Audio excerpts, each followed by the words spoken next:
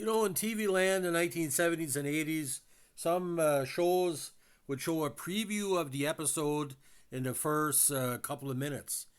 But this British TV show, which became kind of the unofficial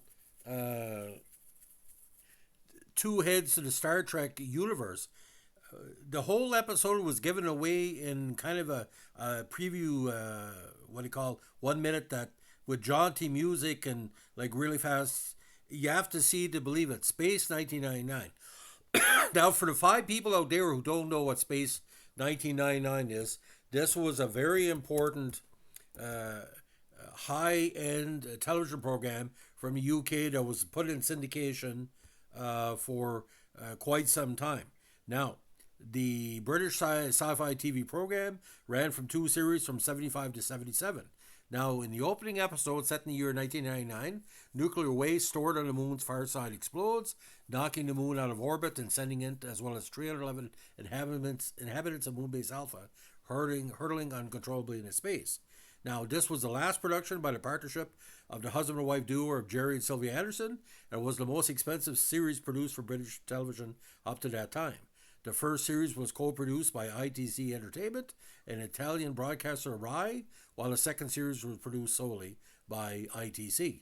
Now, the great cast included Emmy Award winner Barbara Bain, the great Martin Landau, Nick Tate, of course, and my personal favorite, my favorite Canadian actor I've ever interviewed, Barry Morse, who played Victor Bergman, the science advisor.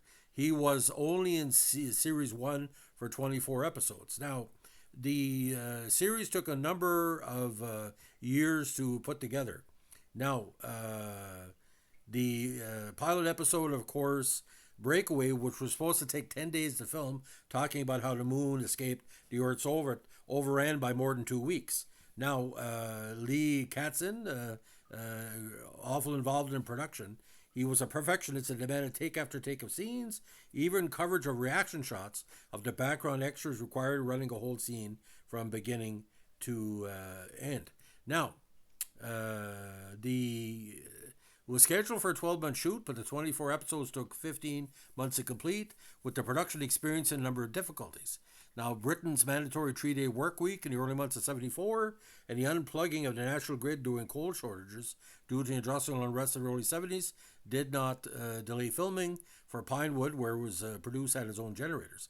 But effective film processing puts the labs was an off-site. Now, the series got a great reception, although some scientific writers and science fiction writers like Isaac Asimov criticized the scientific accuracy of the series.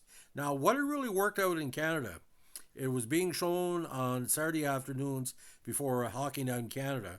But what really stood out in Series 1 again was the fact that the year one plots were much more intense, had many guest stars, Christopher Lee, but that synopsis of the whole episode, say, on this upcoming episode, you would see maybe 20 or 30 clips, mini clips, like a half second to a second of the episode. And if you watch it closely, it didn't give it away, but it made you anticipate what's going to happen, because usually in the second half of Space 1999, the majority of the action would occur in the episode. Now, there was a potential Series 3, but it eventually was put off because either they felt they weren't making enough money, or the Maya character could not be spun off. Now, Canada was great as well because CBC TV showed it in first run and in reruns from the 1970s into the 80s. Now, the first series in 75, 76 were shown regionally on some CBC-owned as operated stations, with the airtime varying. And but like I said, the idea about the show being so intense in that first season. Second season with Maya, the shapeshifter, it was more like the old-fashioned action. A lot of people say the first season is a Star Trek version of Space 1999. The second season was a Lost in Space version. But as a young kid, especially seeing Martin Landau and Barbara Bain of Mission Impossible fame being featured in a UK series with a Canadian British actor as good as Barry Morse, because Barry Morse was tremendous. It just seemed to be something that everybody wanted but didn't know they needed it until they saw it.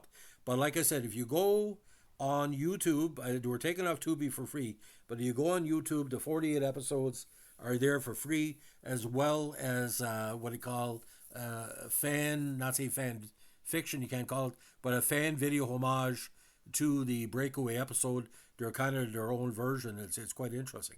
But like I said, I don't think anyone's ever attempted giving details of an hour-long episode, a drama episode, 54 minutes, in that 30-second or 40-second clip.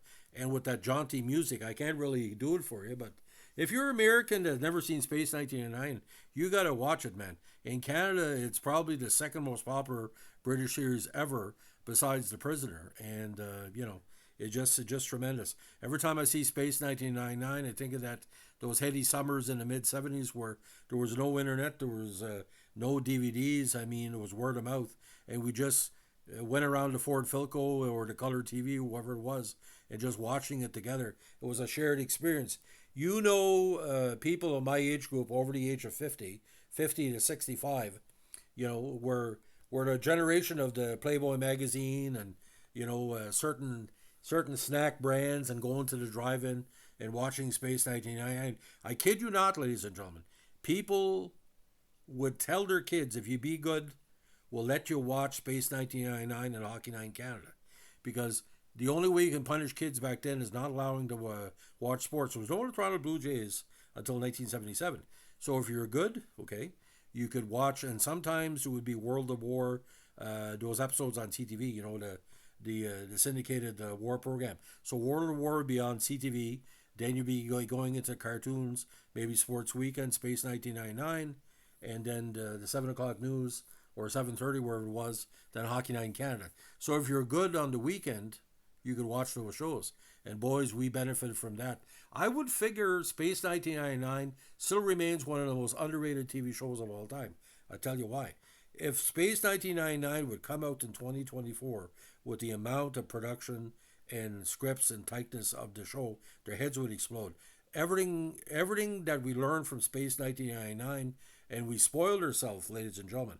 On YTV in Canada or U Television, when it started, they were showing reruns of Space 1999 like crazy. They were showing old episodes of Red Dwarf and other key Canadian-American kid shows.